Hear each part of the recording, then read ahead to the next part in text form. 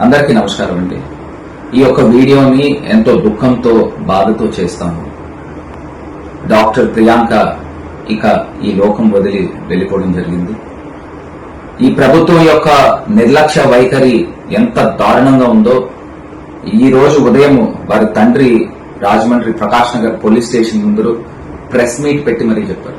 చంద్రబాబు నాయుడు గారు గాని, పవన్ కళ్యాణ్ గారు గాని, వాళ్ళ కొడుకు నారా లోకేష్ గాని, మహిళా హోంమంత్రి గాని, ఇప్పుడు దాకా ఆ కుటుంబ సభ్యులు గాని లేకపోతే డాక్టర్ ప్రియాంకని వెళ్లి చూడటం గాని జరగలేదు.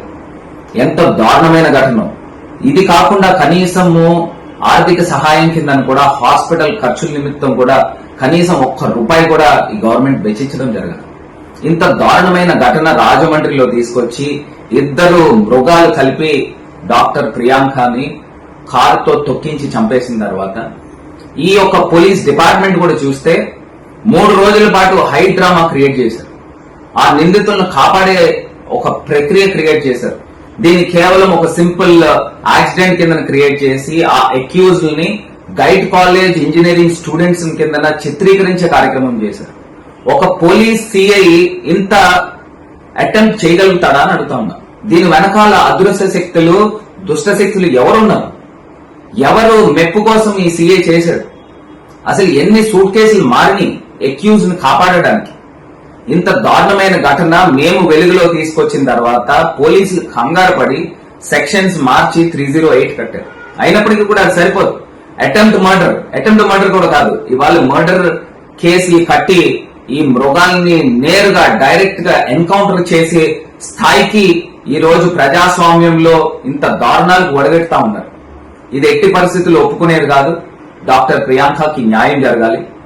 దీనికి రేపు ఉదయం ఖచ్చితంగా రాజమహేంద్రవరంలో ఉన్న విద్యా సంస్థలన్నీ కూడా బంద్ ని స్వచ్ఛందంగా ప్రకటించాలని కోరుతా ఉన్నా. ఇది రాజకీయాలకు అతీతంగా మళ్లీ ఇంకొక ప్రియాంకకి ఇలాంటి ఘటన జరగకుండా ఉండే విధంగా ప్రభుత్వాలు కూడా మేల్కొనే విధంగా చేయాలని పిలుపునిస్తా ఉన్నా.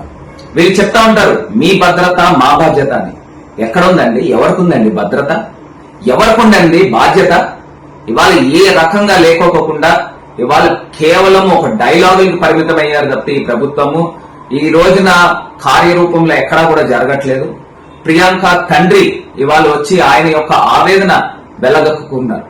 ఈ ప్రభుత్వం నైతిక బాధ్యత వహించి ఇమీడియట్ గా ప్రియాంకకు న్యాయం చేసే విధంగా ఆ యొక్క దోషులకి కఠినాతి కఠినమైన శిక్షలు పడే విధంగా ఈ ప్రభుత్వం వ్యవహరించాలని మేము డిమాండ్ చేస్తా ఉన్నాము. ఖచ్చితంగా జగన్మోహన్ రెడ్డి గారు కూడా స్పందిస్తారు. డాక్టర్ ప్రియాంకకి న్యాయం జరిగే వరకు మా యొక్క పోరాటం కూడా ఉంటుంది.